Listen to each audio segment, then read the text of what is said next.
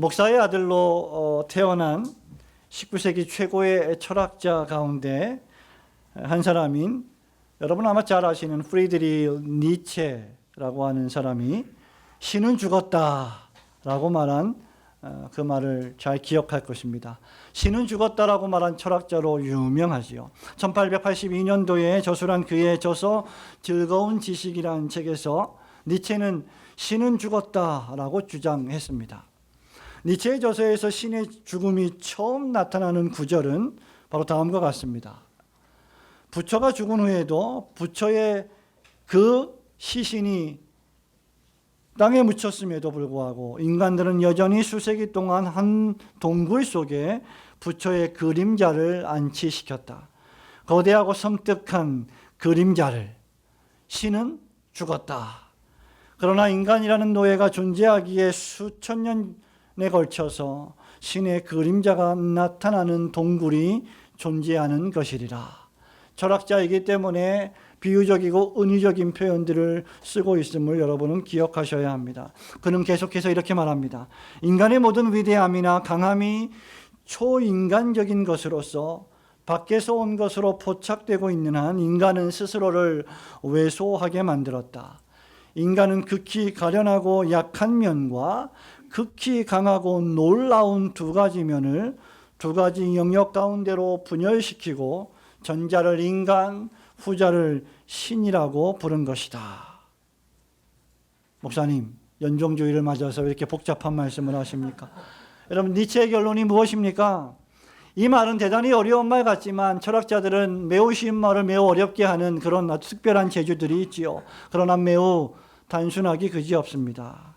그것은 바로 신은 죽었고 인간이 신이 되어서 신앙을 유지시켜 나가는 것이다 라는 말입니다.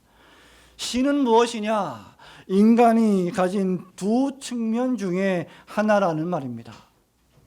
그런데 니체가 해결하지 못한 것이 있는데 바로 이 신앙으로 존재하는 인간의 내면에 잠재하고 있는 이 신앙의 궁극적 원인을 찾지 못했다는 것입니다. 니체는 신이 죽었다라고 말했지만, 아니 인간이 신을 죽였다라고 말했지만 그럼에도 불구하고 신은 여전히 인간의 마음속에 신앙이라는 형태로 존재합니다. 전 지구상의 보편적인 현상 가운데 하나가 인간의 종교성이고, 인간이 우상신이든 어떤 미신의 신이든 신을 섬기고 있다는 것입니다. 왜냐하면 인간의 이 존재, 이 인간이라고 하는 존재, 저와 여러분의 존재가 사실은 하나님의 모양과 형상대로 지음받은 피조물이며, 하나님께서 전도서 3장 10절에 기록된 말씀처럼 그러한 인간에게 영원을 사모하는 마음을 주셨기 때문입니다. 그래서 사람은 동물과 달리 영원이라고 하는 영원한 삶에 대한 동경을 누구나 가지고 있는 것입니다. 죽음을 두려워할 줄 알고 죽음 너머에 있는 세계를 죽지 않고 살기를 원하는 마음을 가지는 것입니다.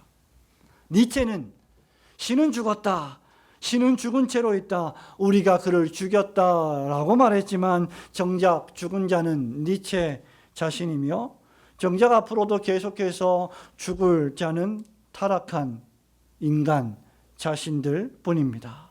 시편 기자의 고백처럼 하나님을 없다 하며 부인하는 자들은 그래서 어리석을 뿐이며 죽을 수밖에 없는 유한한 존재들일 뿐입니다. 성도 여러분, 여기 본문에 기록된 이사야 선지자가 말하고 있는 바벨론 제국이 꼭 19세기 니체와 같다고 할 수 있을 것입니다. 그들의 가장 큰 죄가 무엇일까요? 그들의 가장 큰 죄는 하나님을 부인하고 우상을 숭배하며 나아가 그들 스스로 하나님, 즉 신이 되었다는 사실에 있습니다. 바벨론 제국이 큰 신이며 바벨론 제국이 섬기는 신들이 많이 있었음을 우리는 이미 말씀을 통하여 잘 배우고 알고 있습니다. 그런 바벨론을 가리켜, 그리고 그런 바벨론 제국을 동경하는 자들을 가리켜 하나님께서는 8절에서 패역한 자들아 라고 외치고 계십니다. 오늘날의 현대인들은 바벨론 제국처럼 그리고 바벨론의 수많은 왕들처럼 사시는 하나님을 부정하고 그들이 만든 우상 신들을 숭배하고 있습니다.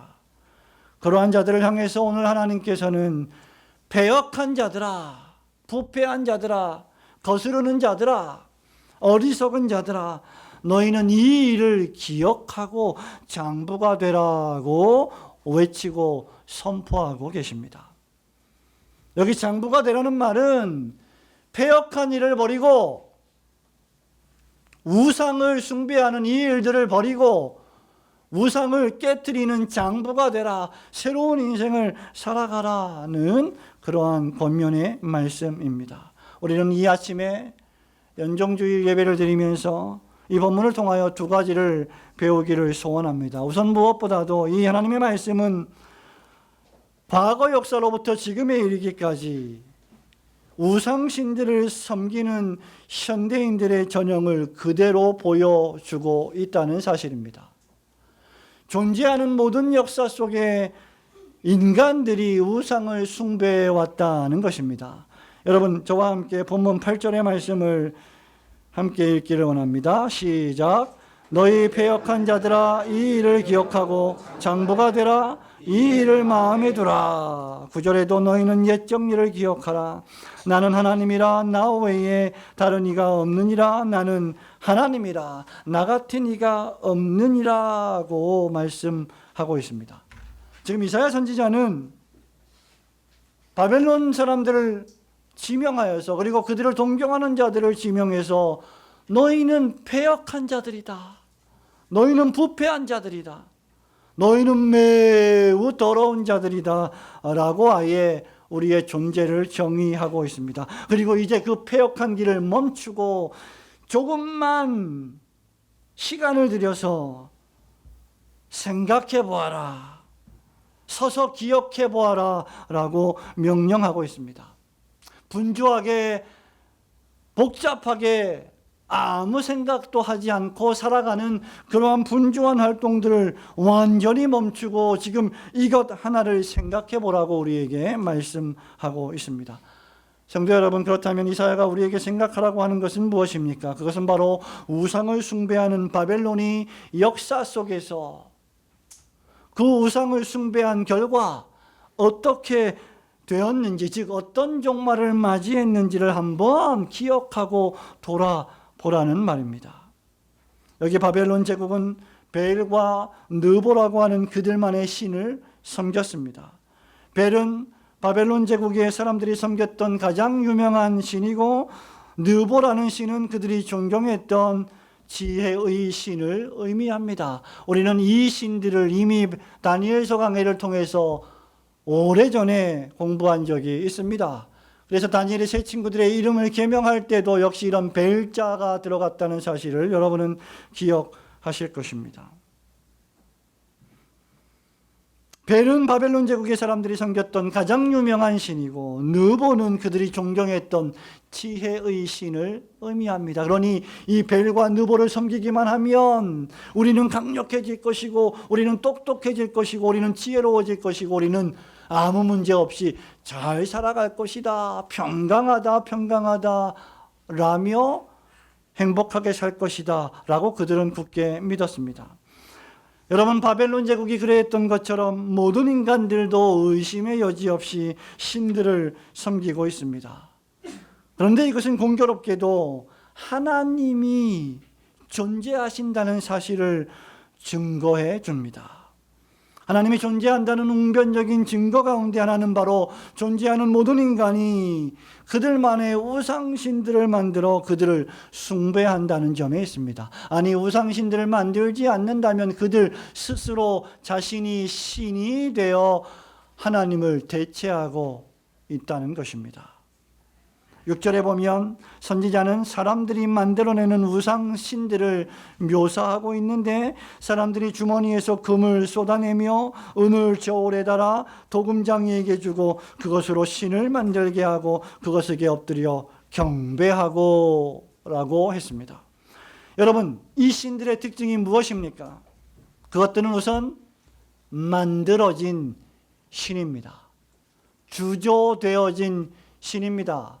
틀 속에 넣어서 만든 신들, 그 신들을 가리키죠. 인간에 의하여 고안된 신입니다. 인간은 확실히 신들을 만들어내는데 재주가 있는 사람들입니다. 사도행전 강해를 통해서 우리는 심지어 그리스 아덴에 이름도 알지 못하는 신에게라고 새긴 단에게 절을 하는 아덴 사람들의 종교성을 목격한 바가 있습니다. 여러분, 이 신들은 어떤 존재들입니까? 또한 운반되는 신들입니다. 1절 말씀을 보십시오.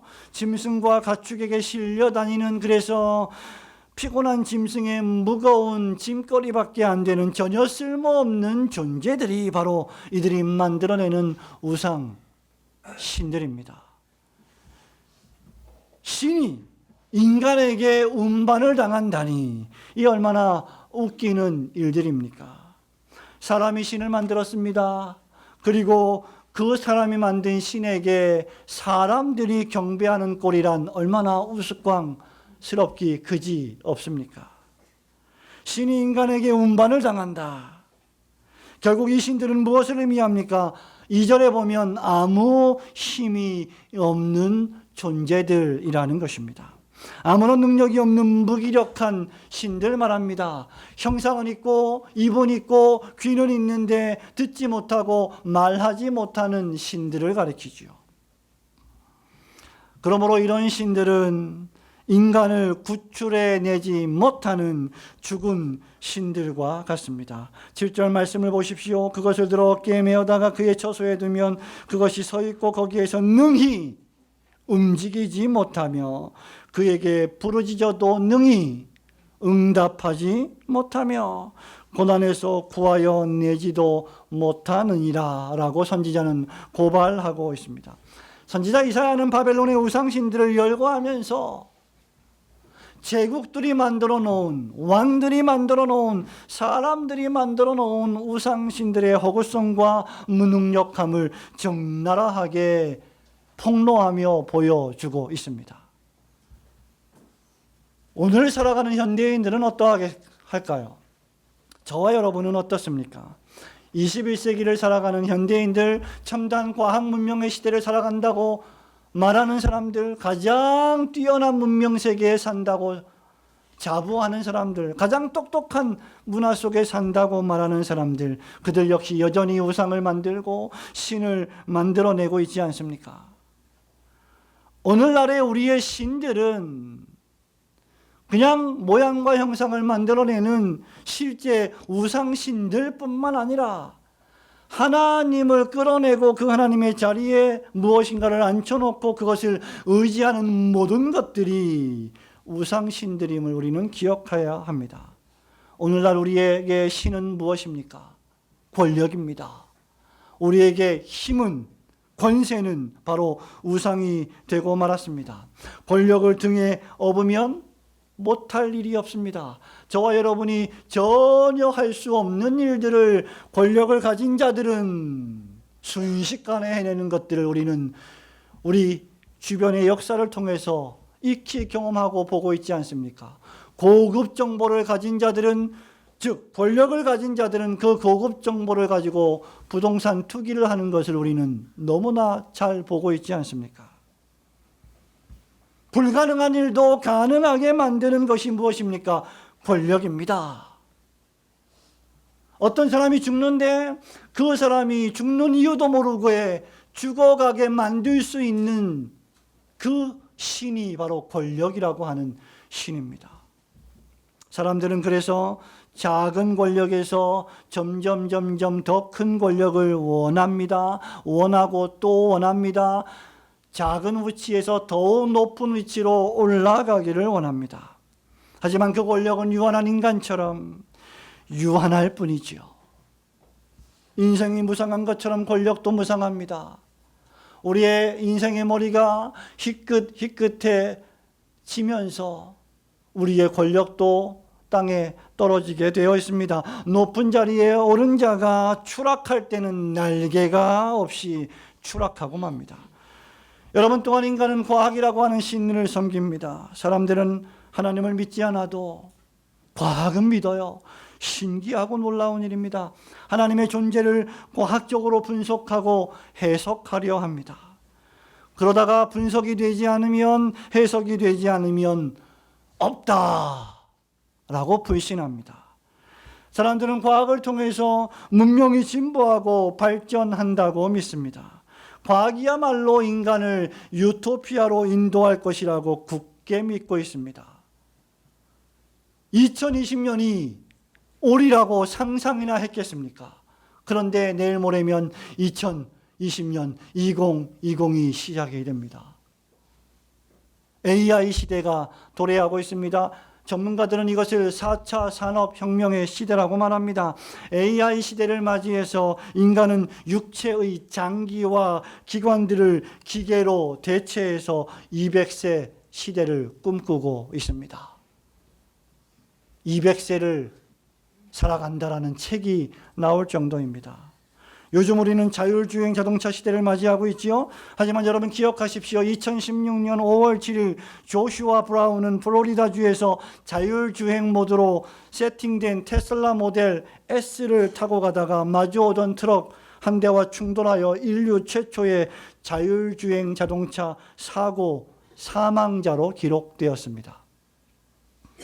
1979년 포드 자동차 미시건주 로봇 시스템 공장에서 일하던 노동자 로버트 윌리엄스는 로봇에 의하여 죽은 최초의 희생자가 되었습니다. 인간이 만들어 놓은 기술이라는 것, 과학이라고 하는 것, 문명이라고 하는 것이 도리어 인간을 죽이는 데 사용되고 있는 단적인 예입니다. 인간의 편리를 위해 맹신한 과학기술 발전에 의하여 인간이 죽는 암울한 미래를 그린 영화들이 바로 터미네이터가 아닙니까?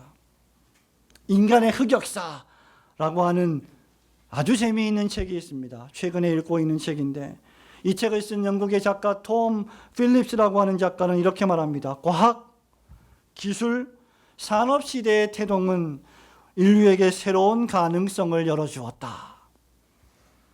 이제 우리는 우주에서도 사고를 칠 수 있게 되었다.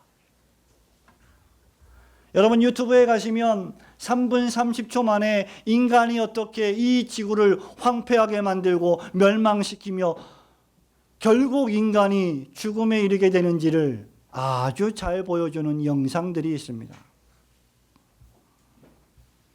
제가 지금까지 드리는 말씀이 무엇입니까? 인간이 인간의 자리에 겸손히 있지 않고 여러 신들을 만들어 섬기고 심지어 스스로 신이 되어 하나님의 영광을 가로챌 때 인간의 미래는 암울하고 피관적일 수밖에 없는 것입니다.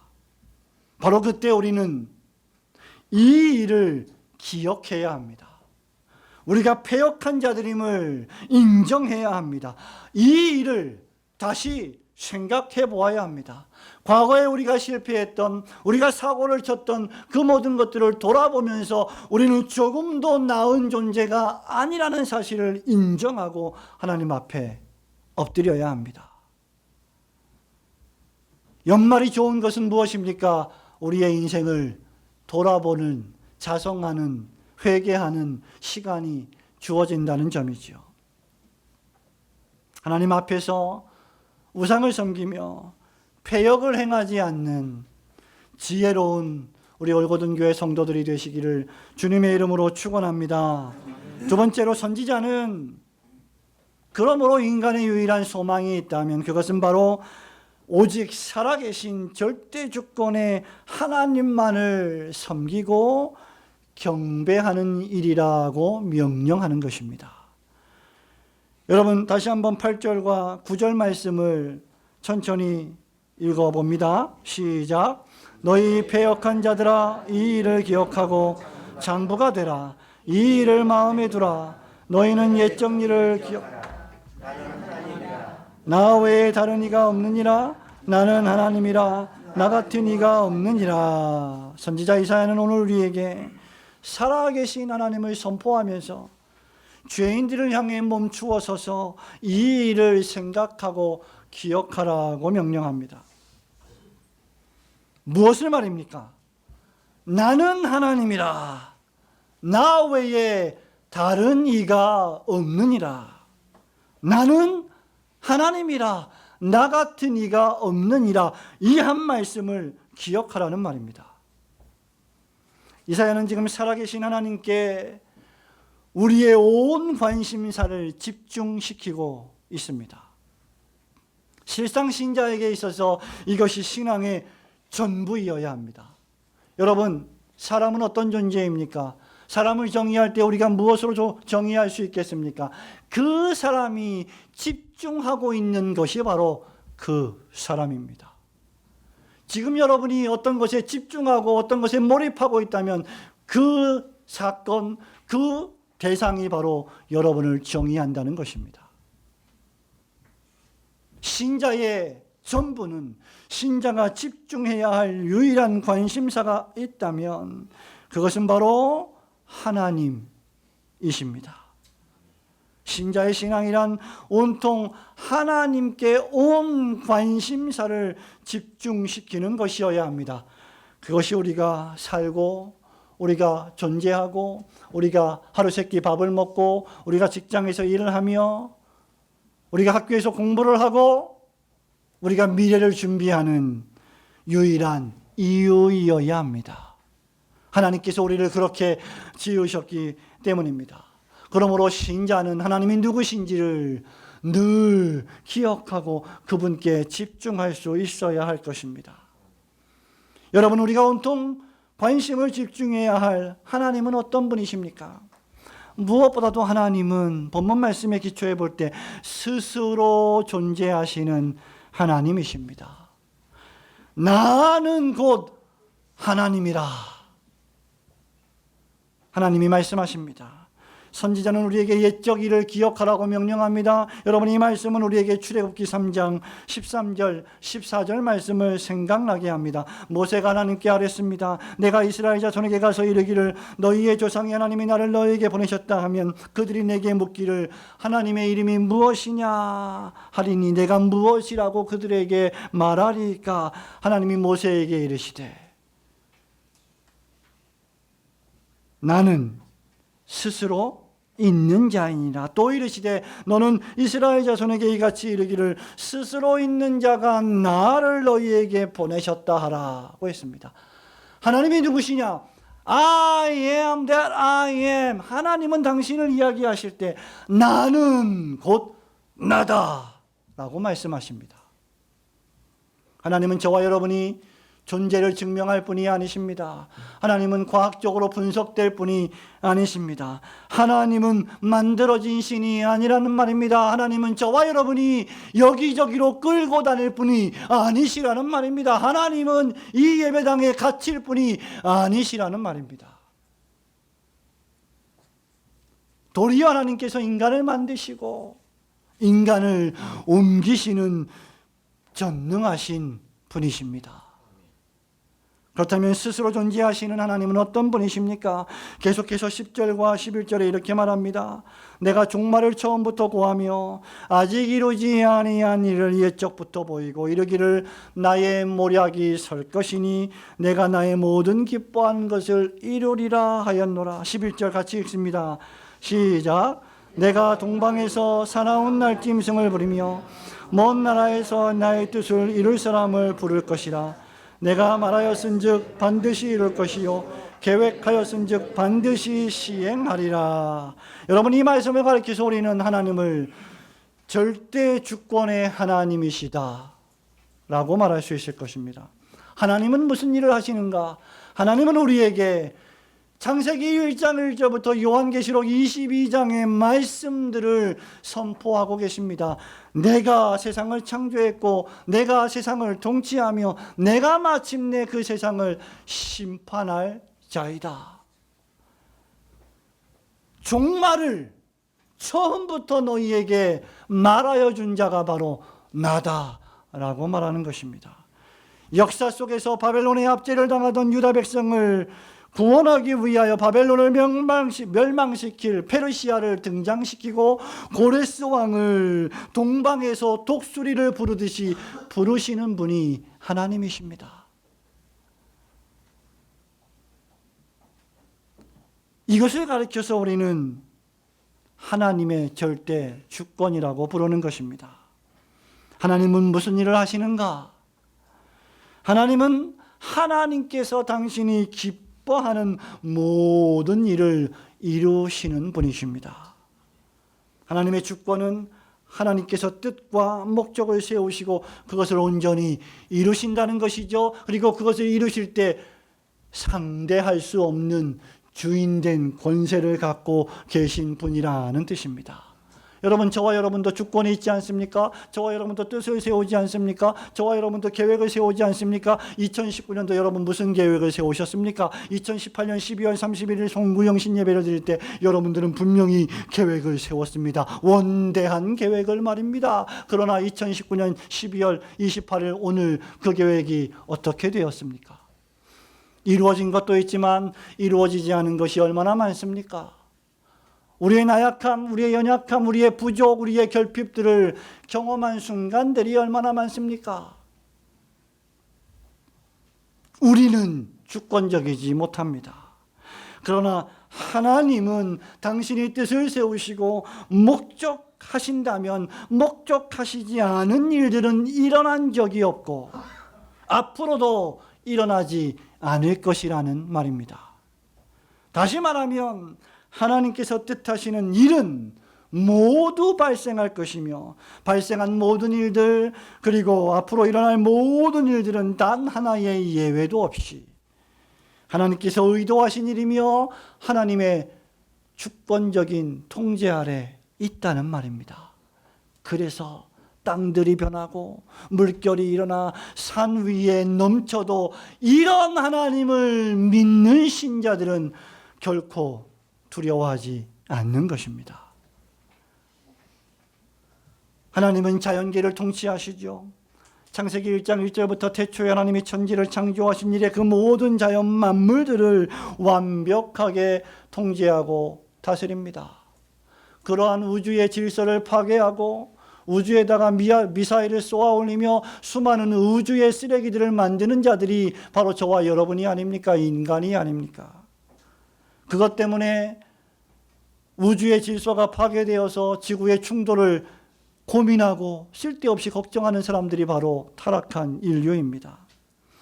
성도 여러분, 시편 139편에서 시인이 해로 낮을 주관케 하신 이에게 감사하라. 그 인자하심이 영원하미로다. 달과 별들을 지으신 이에게 감사하라. 그 인자하심이 영원하미로다 라고 했습니다. 하나님은 어떤 분이십니까? 홍해를 가르시는 분이십니다. 광야에서 여러분에게 만후 듣도 보도 못한 음식을, 떡을 제공하시고 메추라기를 통하여 고기를 먹이시는 분이십니다. 추울 때 불기둥으로, 너무나 더워서 숨이 콱콱 막힐 때 구름 기둥으로 우리를 보호하시는 하나님이십니다. 바로 왕의 군대들을 홍해 바다에 수장시키신 분이십니다.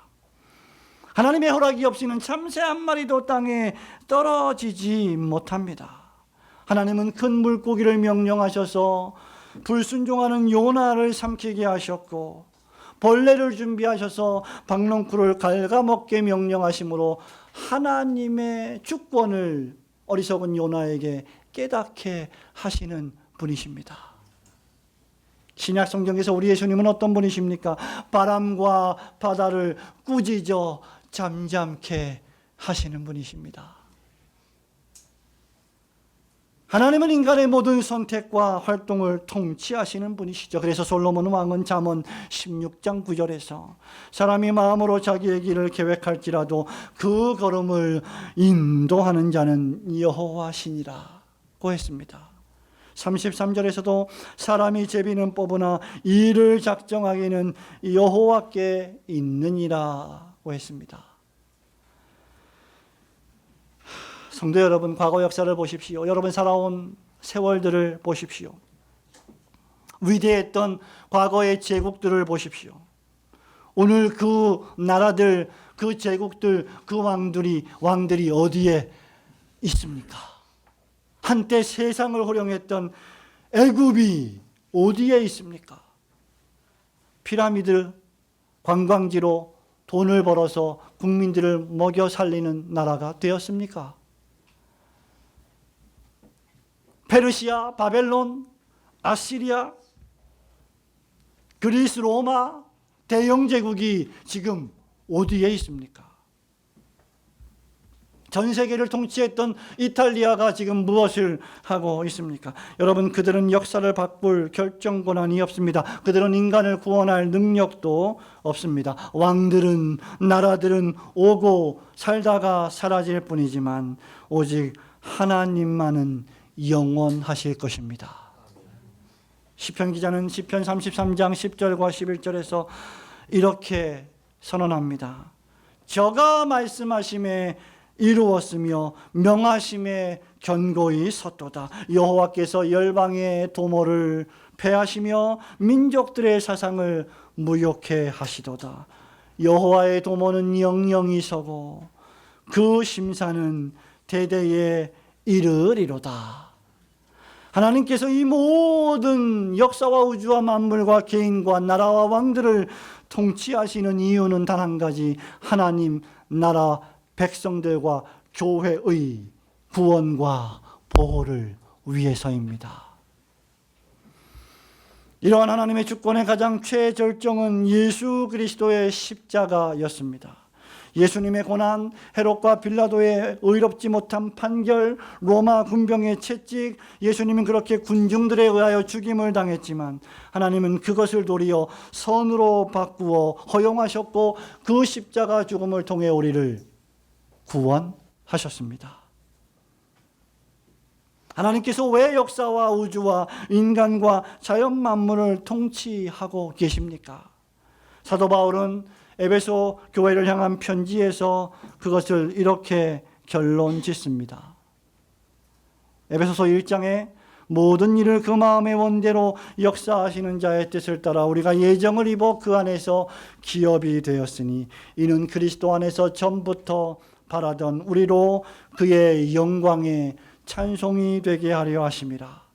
그 안에서 너희도 진리의 말씀 곧 너희의 구원의 복음을 듣고 그 안에서 또한 믿어 약속의 성령으로 인치심을 받았으니 이는 우리의 기업의 보증이 되사 그 얻으신 것을 구속하시고 그의 영광을 찬미하게 하려 함이로다.